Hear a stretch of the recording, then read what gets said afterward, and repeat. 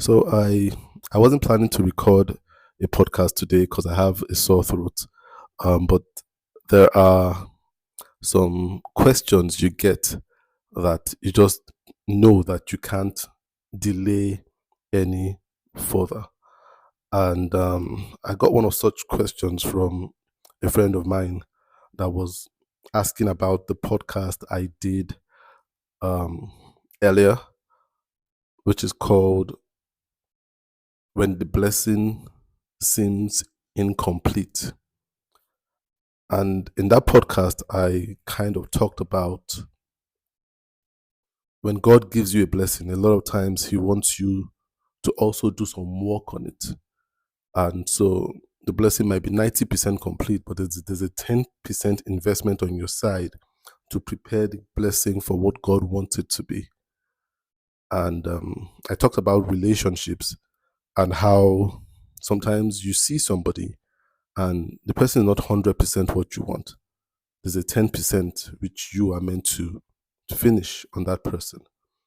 I talked about how when I met my wife, she expressed that I wasn't 100% her specification. If she were to model her ideal man, there will be some physical attributes that that she will put in there that I didn't have by nature. And the same thing with me and her, me towards her. If I were to model my ideal woman before I got married, there's some things my wife just wouldn't, some boxes wouldn't check. But now we are married, and I find her absolutely attractive. She finds me absolutely attractive, and there's a preparing ourselves for being the ideal partner, which we've both played in our lives. I remember us sometimes going through some of our photos, and I look through her photos too, and I'm like, sometimes we make jest of each other. I say, you better thank God for me in your life. See how you looked here. And even my kids say, Daddy, look at how you looked before you got married. And like, I asked them, which one do you prefer, this daddy or the one in the photo? And like, by all means, this one, you look much better. And a lot of times, I'm thankful because a lot of it is the influence of my wife in taking care of me. So, I got some questions from some people saying, how do you know what you should go in and prepare as opposed to things that are just red flags, just telling you not to go into that relationship? And that's a good question. Those are good concerns. And I'm going to try my best to point out some things that I just feel are relationship red flags.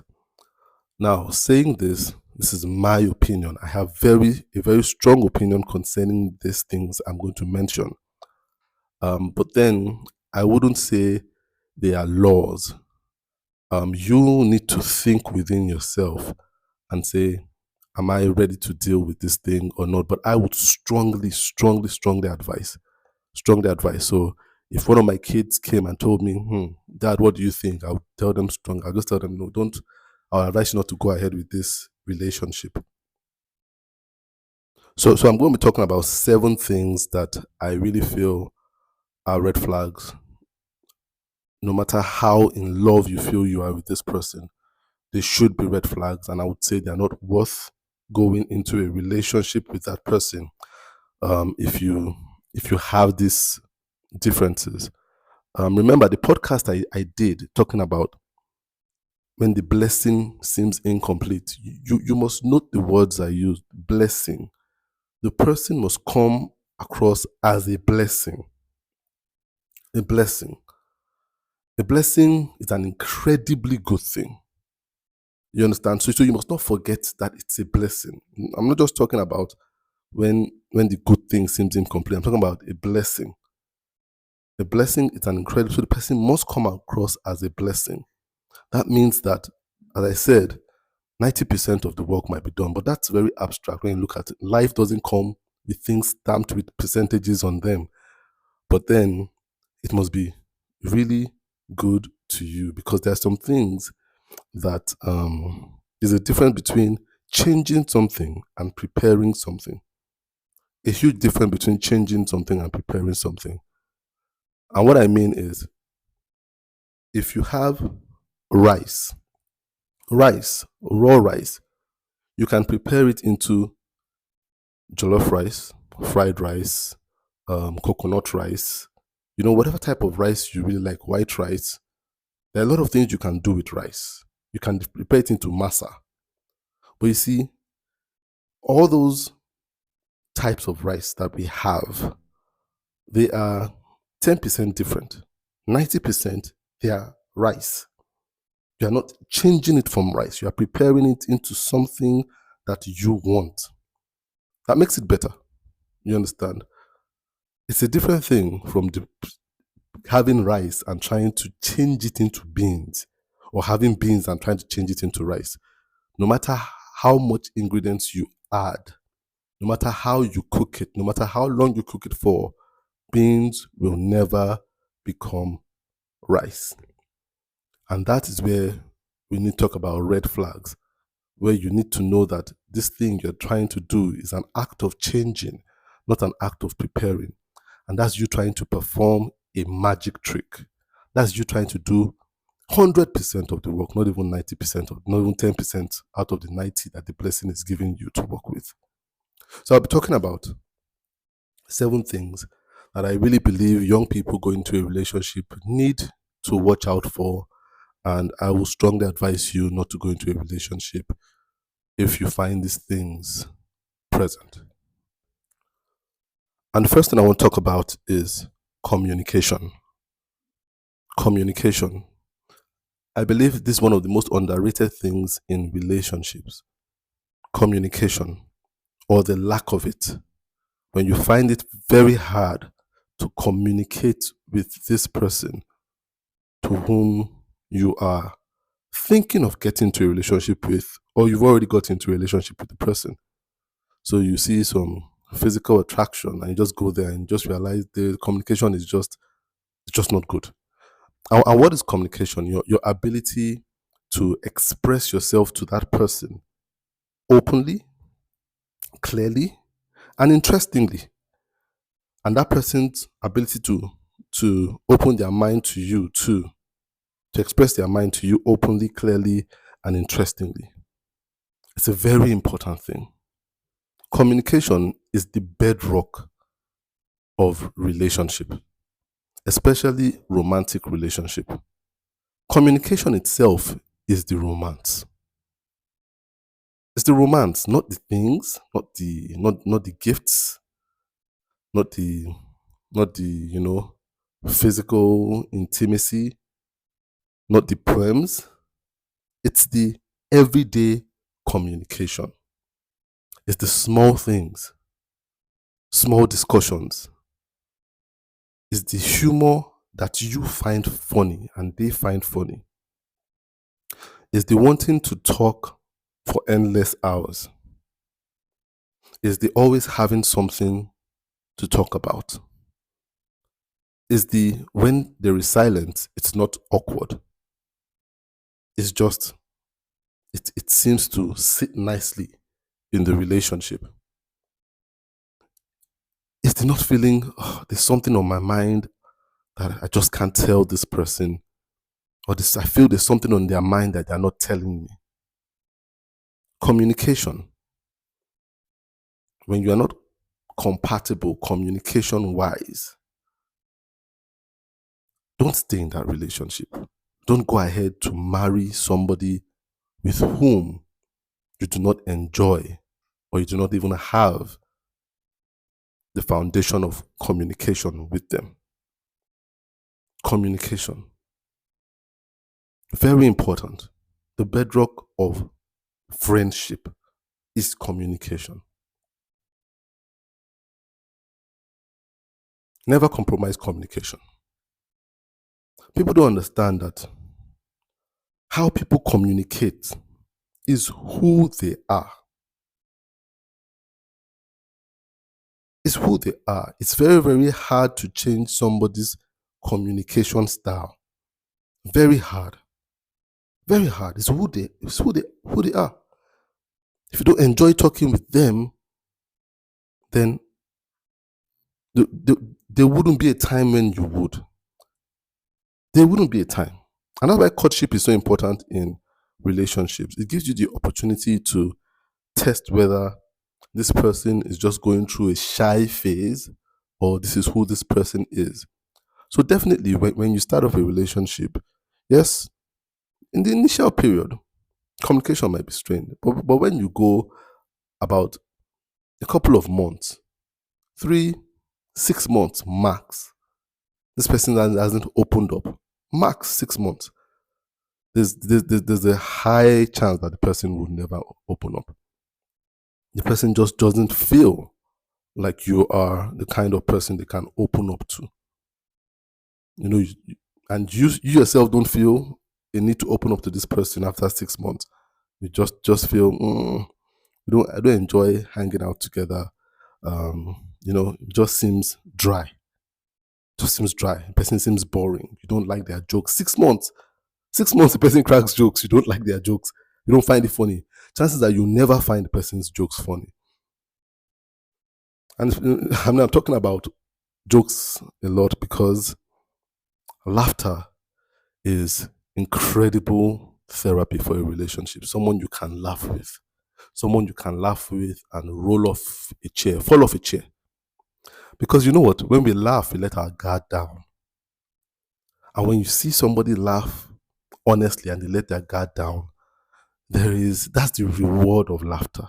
That's the reward of humor. When you are humorous towards someone, the person can laugh and let their guard down. You feel a sense of bond with that person. And the person feels a sense of bond with you. So when you're with somebody, communication, number one, you can't open up to the person. You don't feel like the person's opening up to you either. You don't feel like the humor, there's no humor, you guys don't laugh. Even when you try to make the other person laugh, the person doesn't just see any humor in what you're saying.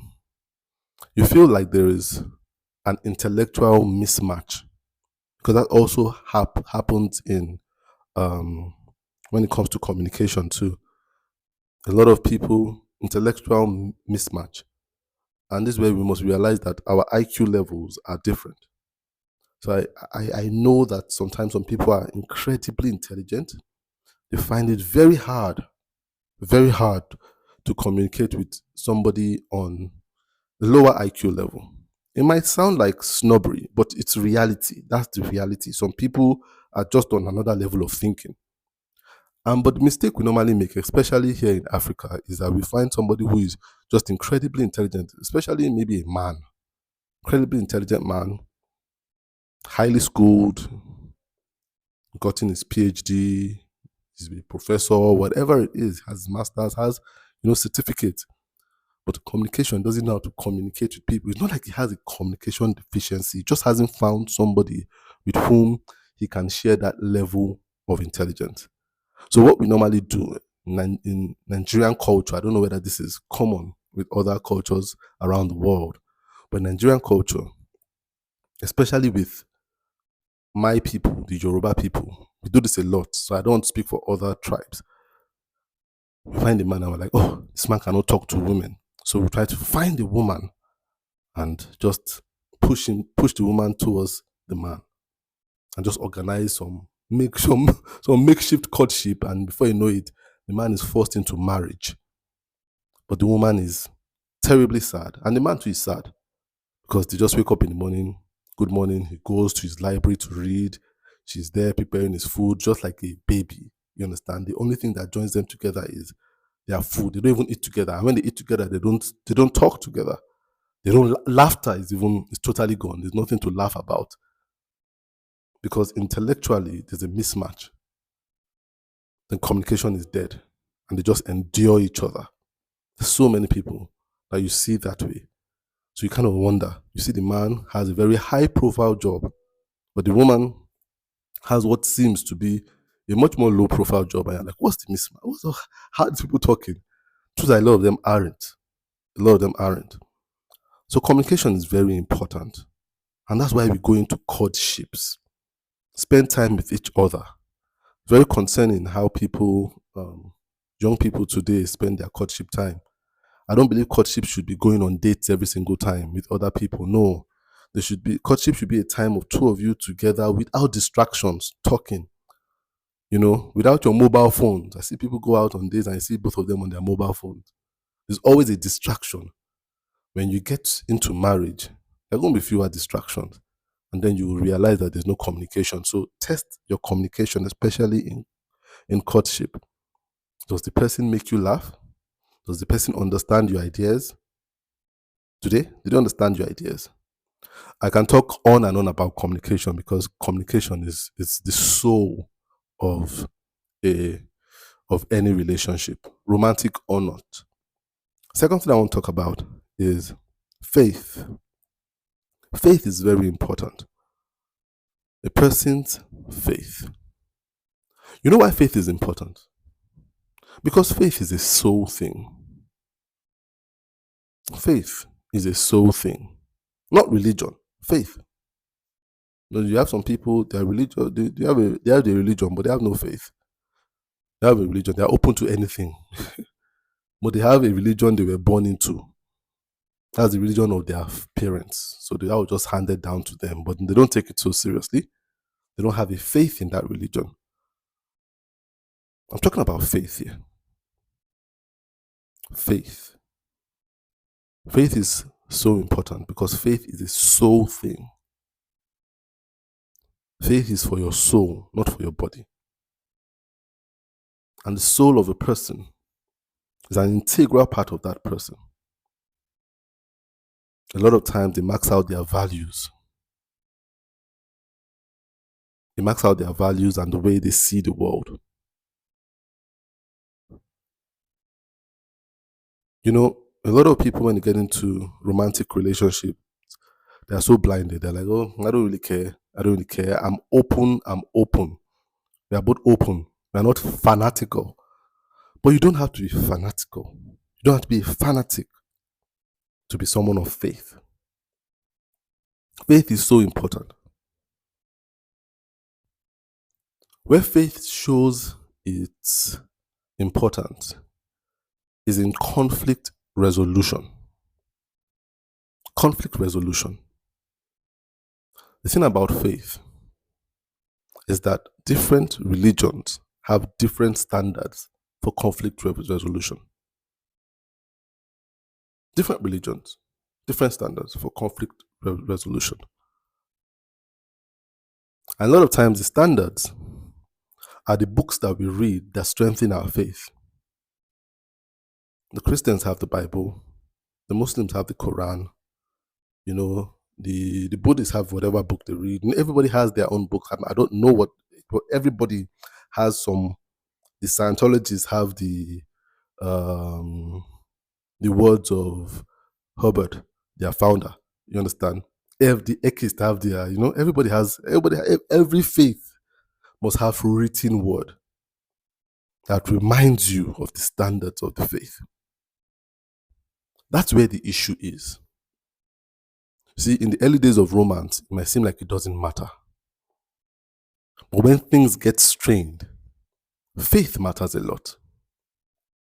There are a lot of disagreements that me and my wife have had over, our 13 years of marriage.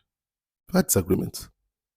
But a lot of times, when we go and think, what does the Bible say? We know that when we talk about what the Bible says, there isn't much argument. When we are thinking of our values as a family, a lot of our family values come from our alignment of faith. This is where we put aside our individual preferences and search out our spiritual preferences. Faith, so important. When it's just two of you having a romantic relationship, it might seem like it's not important. When you get into marriage itself, the core, faith is so important. It tells you how to discipline your children. Because people can have personal preferences for how to discipline their children. And this causes a lot of strain in marriages. Where one believes in the rod, the other doesn't. The other day I was listening to Sheon Kuti. I like listening to him. He shares some interesting ideas. Some of them are way out there, but then some interesting things he says. But then he was talking about, because he's the Pan-Africanist. So he does well what's called African traditional religion. And so, he was talking about his thoughts on, the African tradition is not one of, spare the rod. That was interesting for me to hear. You understand? That was interesting for me to hear. It seemed like I was hearing it for the first time. But that's interesting, And so imagine he's married to a Christian, where the Bible clearly talks about the rod of discipline. And they have a child that they both have equal access to. The child does something. Mommy spanks, daddy doesn't. So he begins to bring a wedge in the relationship. And the child is now divided in what values to have when they go into their parenting. Faith. Very important. Very important. It decides what you do on weekends. Decide. Faith. Might seem very cute that both of you, different faith while you're still dating. But when you get married and you share all your weekends together, somebody goes to a particular place on Sunday while the other person stays at home. What do the children do? So you take some children and some people say, I want to stay at home with daddy. Conflict. Or daddy says, today the children stay with me. We have a party to attend. You can go to your own place of faith. Faith is so important.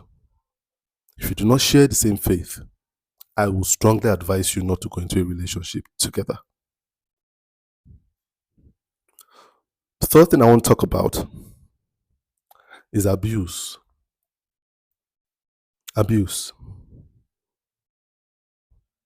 Someone is abusive, they are not a blessing. That is not a blessing to prepare in any way. It's not what I was talking about when I talked about preparation of blessings. I said the person must be a blessing in the first place.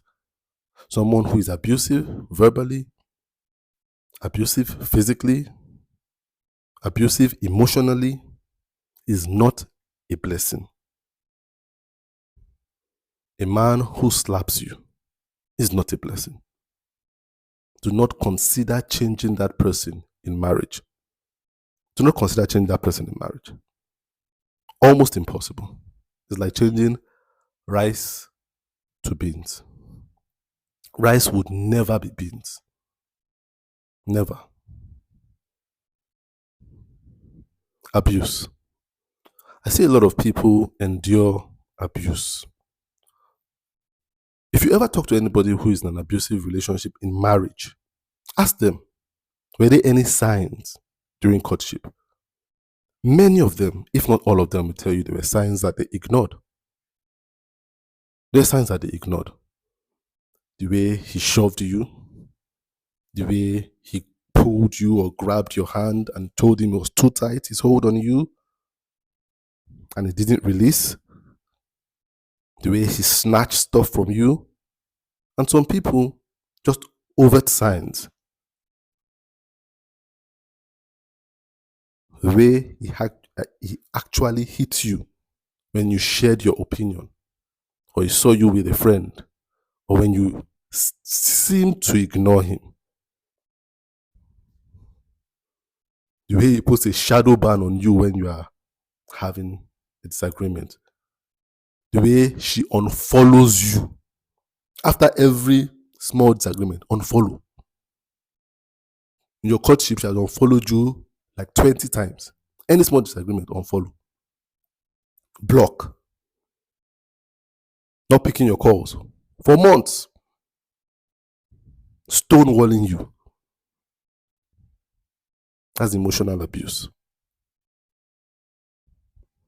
The way she hits you. I don't think we address that enough. That there are men who are physically abused in their homes. but it's real. The way she hits you, you can't share it with anybody. It's going very hard to change those people. Because the thing about abuse is not a problem, it's a symptom. I'll say that again. Abuse is not a problem, it's a symptom of a problem. That's what abuse is. Abuse is the flower, it's something much deeper that the abuse is expressing. So it might be the lack of a parental figure, absence of a father, abuse of a mother, sexual abuse from somebody, a parent, an uncle, a sibling. Those are things that manifest as abuse, whether physical, verbal, emotional. Be very careful. Verbal abuse. I want to talk about that a bit. Someone that just in jest mocks you. In jest, just in there. Can't you just take a joke? Uses terrible words on you. You are laughing. A bastard. You're a bastard. You're stupid. Say, I'm just joking now.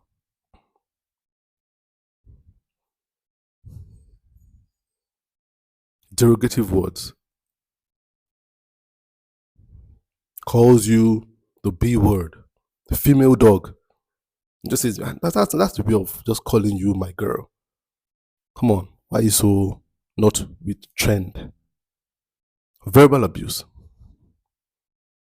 I strongly advise that you question those relationships.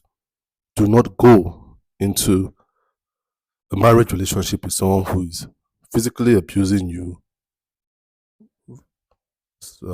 verbally abusive, or emotionally abusive.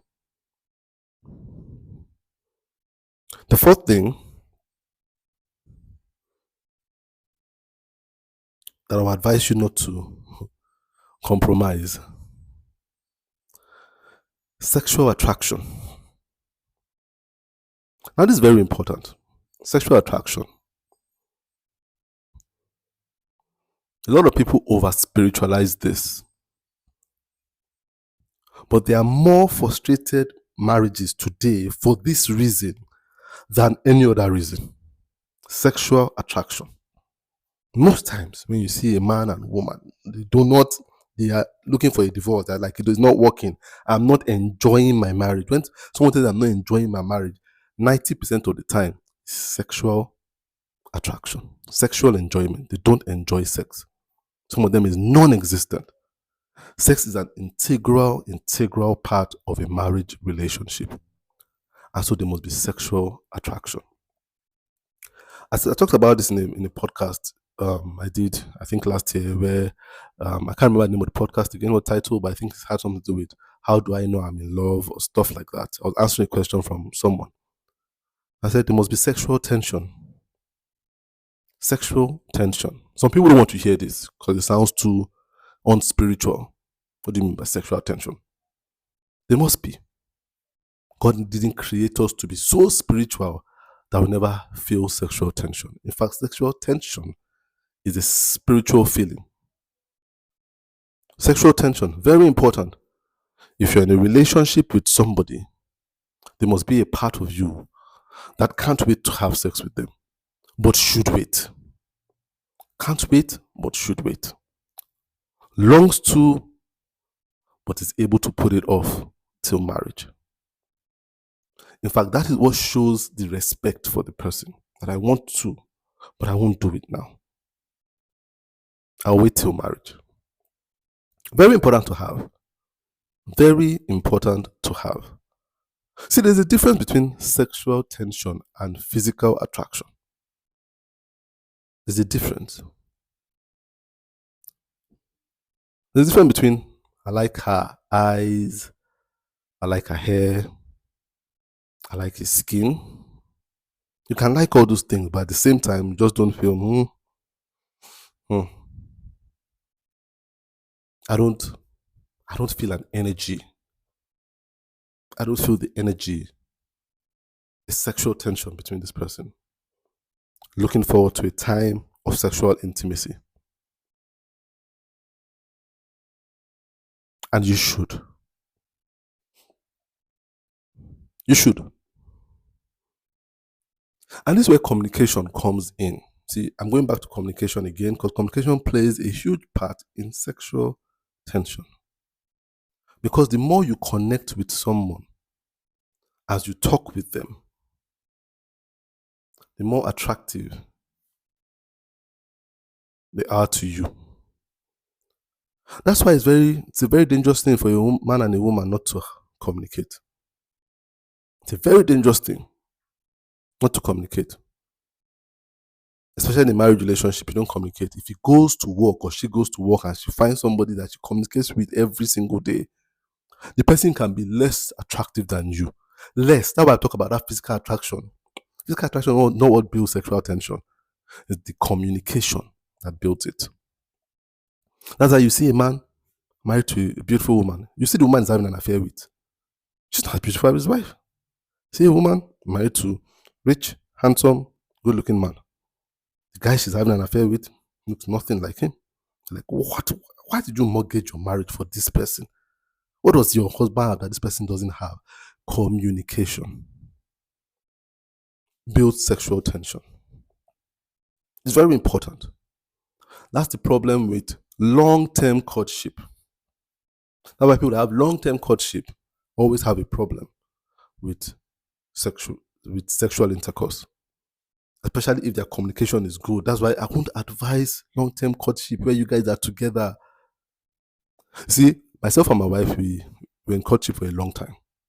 But one thing that helped us was we were apart a lot. She was in school in Benin, I was in Abuja. I was in Canada, she was in Nigeria. So that helped us a lot. If not, I wouldn't have advised us to go into a long courtship like that. Courtship, 3-4 years, good. 3-4 years, good. Sometimes 2 years, good. As I said, a person will start to show themselves in a matter of months. You understand? But I'll tell you why I say 3-4 years because, and I'll come to that later on, 2 years. But then, sexual tension, very important, comes more from connection and communication than physical attraction. It's not about how short or tall the person is. It's how you communicate, how your souls connect. Very important. How your souls connect. A lot of it has to do with faith too. You understand? Because faith is a soul thing. When you have someone who shares the same faith and you draw from each other faith-wise, there will be sexual tension. That's why it's funny to me when people are too spiritual. That means that those people are not spiritual at all. Because the more you interact with somebody and you share the same faith, sexual tension with it, that's why it's dangerous. That's why you see a lot of pastors, men of God, fall into some kind of sexual deviance, some sexual immorality, because they're sharing intimate relationship with a woman and their faith is rubbing together. Sexual tension. Sexual tension. When me and my wife talk about the Bible, it does something to us. Just connect. That's the truth. To show that sex is a highly spiritual thing. That's why you see a lot of cults. All these cults that they have. A lot of times a lot of sex going on in cults. Cult members, sex is a very strong thing in a spiritual environment. A very strong thing. That's why it's a very dangerous thing when people have those hanging out in spiritual environment, single people hanging out one-on-one. You understand? You having a prayer partner that is a guy, in the relationship, just your prayer partner. Very dangerous. Very dangerous. But then sexual tension is very important. Sexual attraction. The fifth thing that I really think people take for granted, and I think they really shouldn't take for granted in a relationship before going into marriage, is the other person's associations. Associations, who their friends are. If you do not like their friends, trust me, you do not like them. If you do not like their friends, and I mean friends, not a friend, it's okay for you not to like a friend. Just don't like a friend. There's this guy, I don't like the way he talks. He's just a friend. You understand? There's always one.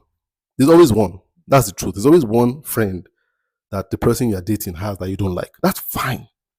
But if you don't like all their 7 close friends, you don't like their association.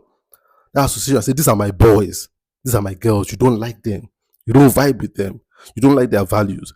Trust me, that person is hiding something from you.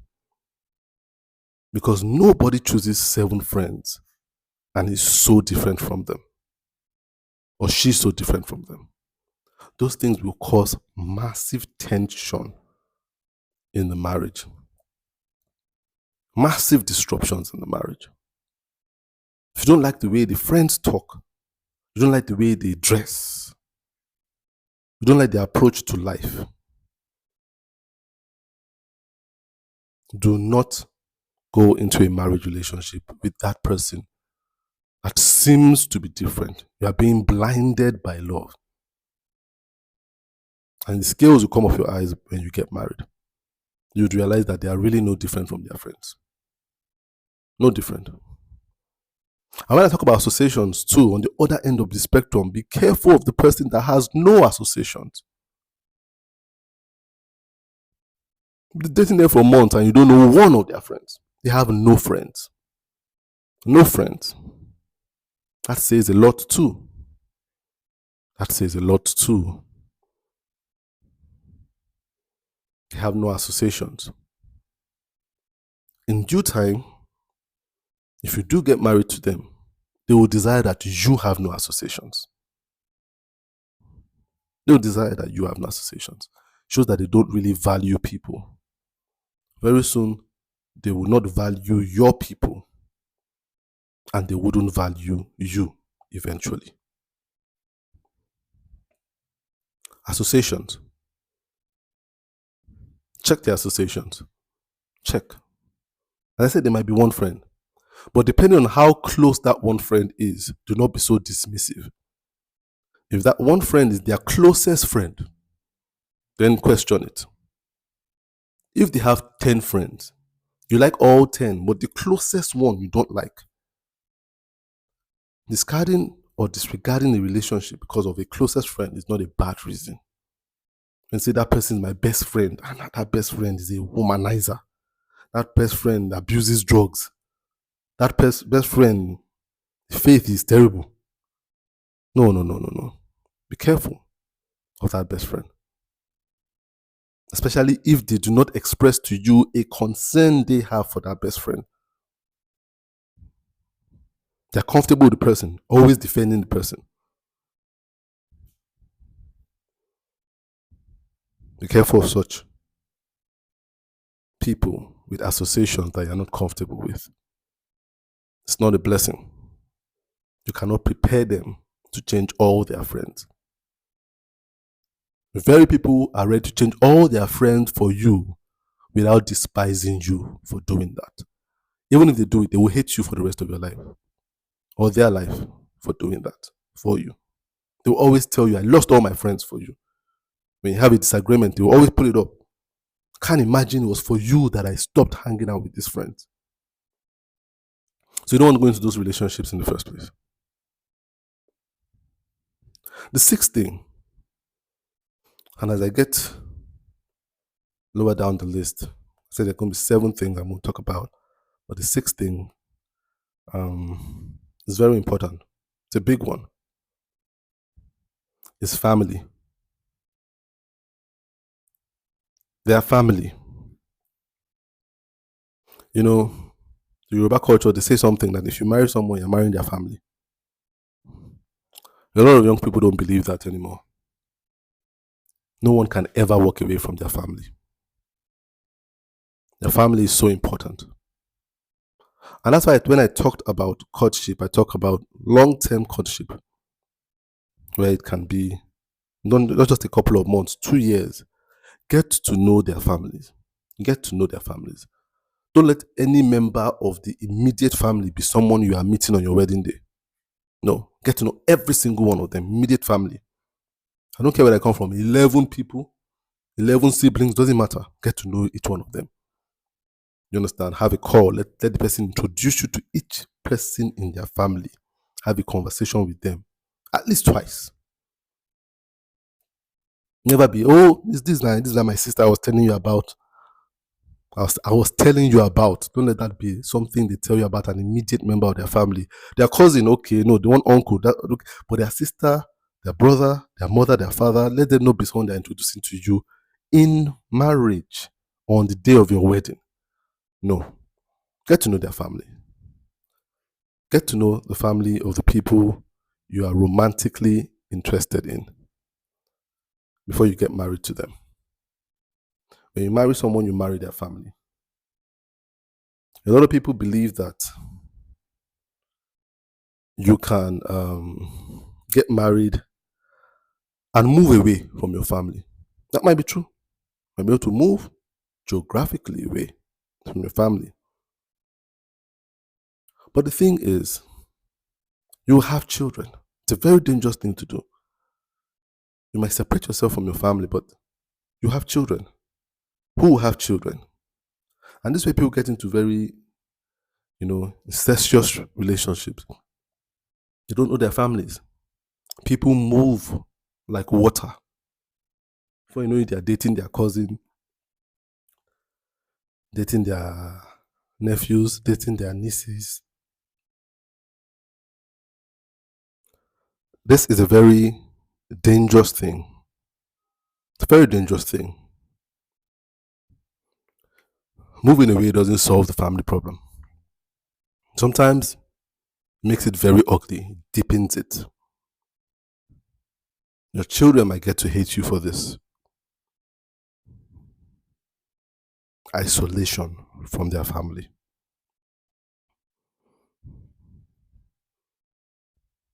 Family is very important. There are a lot of guys that tell ladies, as long as I'm here, forget about them. They can't do anything to you. As long as they are there. The question is, do you know how long they will be there? Because deaths happen. Takes a lot of people away. A lot of people that feel their husband were shielding them from this terrible family. When the husband is gone, the family comes. The family comes. Nobody to shield you at that time. It's very important to check the kind of family this person you're dating is from. Is it a family that accepts you? Do they feel like family too? Do they feel like? Sometimes it seems very unfair. Especially when in a relationship, it doesn't seem like a good enough reason. Just seems like, oh, you're just trying to break up with me, just coming up with excuses. It's going to feel more unfair when you go into marriage and those family members come to stay a few months in your house for their NYSC, when they lose their job, when they are relocated.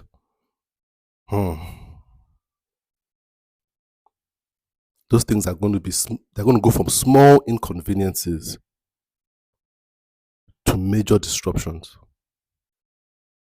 Families. At least do your due diligence to investigate the family, especially when it comes to the parents. There's some siblings, definitely, but the parents, very important.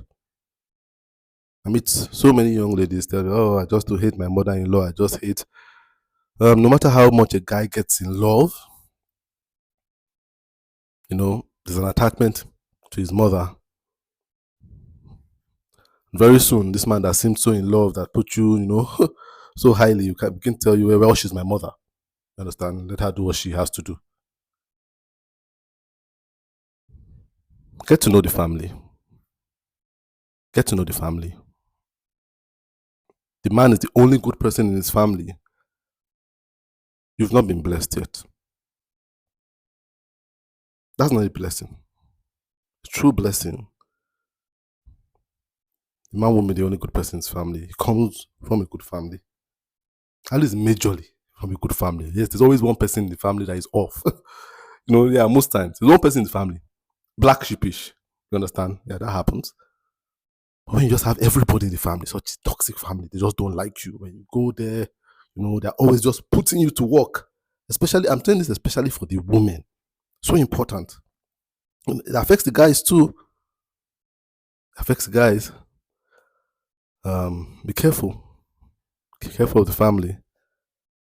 See, I was in a relationship once, and the family played a huge part for me as a person. First time I met the family, met the mom, met the brothers. I remember I was traveling once. I was traveling. I was in this relationship. Never met the brothers before, but then I remember talking with them on the phone. First time, talk to my brothers, and he just picked up the phone. Guys I'd never met before, and I said, "I heard you're traveling. So buy us things, buy us this." And so, it were young children, I understand, but these were guys, you understand? These were guys in their late teens. They're like, don't mess up, oh. And I was older than them. I was older than both of them. They're like, we're here, they're traveling. Buy us this, buy us that, buy us things that I'm like, how am I going to get money to buy Timberlands? I don't even own a pair of Tims. I'm not schooling. I'm just going for holiday. You understand? This is a family holiday we're going for. You understand? But she was a great person.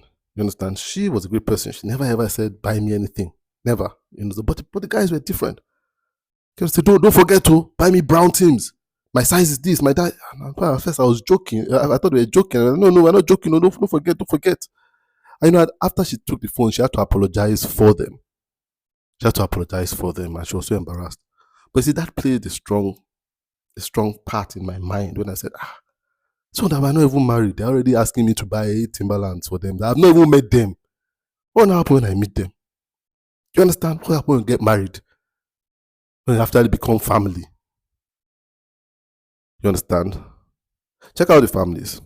Very important. The last thing, which is a very important thing, but also a very sensitive thing, is genotype. Genotype. Please be concerned about the genotype of the person you are in a relationship with, the person you're in a courtship with.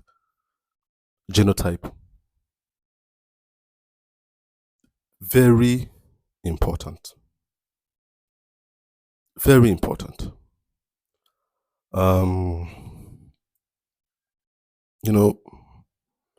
I believe there isn't enough sensitization on this matter. And then a lot of people see it, although I would say there's more sensitization than there was in my time, there's more sensitization with time, but I think there should be more sensitization. I believe this is something we can largely eradicate the sickle cell in Africa if there was more sensitization. Because there are a lot of young, innocent, some even grown up, not young anymore, innocent people going through immense pain, incredible pain, incredible life-altering pain every single day. A lot of people missing out on opportunities, not being able to have a good education, missing out on school, missing out on good job opportunities because of their sickle cell condition. I think it's very important. to consider genotype. Should be an important question you ask straight up the bat. Once you just realize that there's an interest, it's never too early to ask that question. Never too early. Never too early.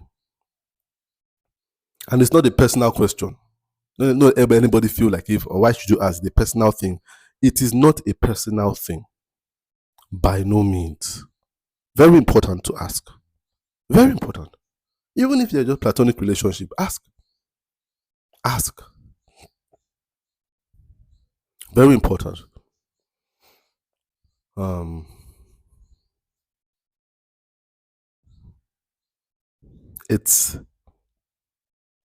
It can be really heart-wrenching to lose somebody to this, or to even have someone suffer through this. It's a very, very, very, very expensive lifestyle for somebody to maintain, to cope with. Very expensive. With drugs and everything they have to take. It can be life-altering. It can alter your life. It can alter the life of the parents, where you can go, if you can travel, kind of jobs you can do. It can be when you have one SS child. It can be. Yeah. I've gone through life. I have people in my life, close people that I love so much. It's so hard to watch them suffer. It's so hard to watch them suffer through bouts and periods of sickness. I don't think we can ever understand. Even when I say it's hard to watch them suffer, my wife is a medical doctor. She tries to explain to me. I can't even understand. When you feel pain in your bones, I don't think we can understand what it means. I do not think. Like I have some pain that I deal with from time to time, like sinus headaches, ulcer pain, and I'm like, if it's worse than this, I don't know how someone deals with that. Yeah, there are a lot of marriage relationships that crumble because of this. They crumble because of the loss. They crumble because of the maintenance sometimes.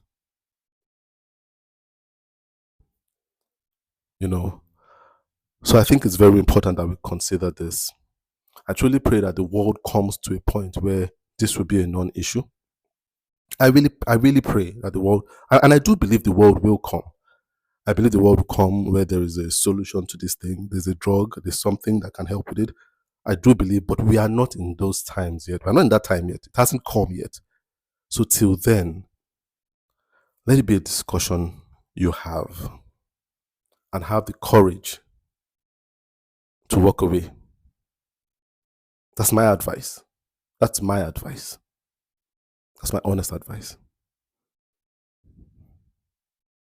It's probably one of the most unfair things. The most unfair things. And I don't say that with any level of detachment from this issue. No. It can feel like that you are ending a relationship because of that. It can be because one person AS, the other person AS, it can feel so unfair. But then I just want to tell you that it's a reasonable and wise decision, even though it feels unfair.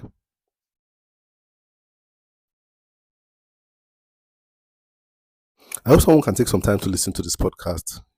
I think it's very important for me to have taken the time to do this and to put it out there for someone to listen to. My name is Tola T.A. Alabi, and you've been listening to my podcast, ProUp Masterclass.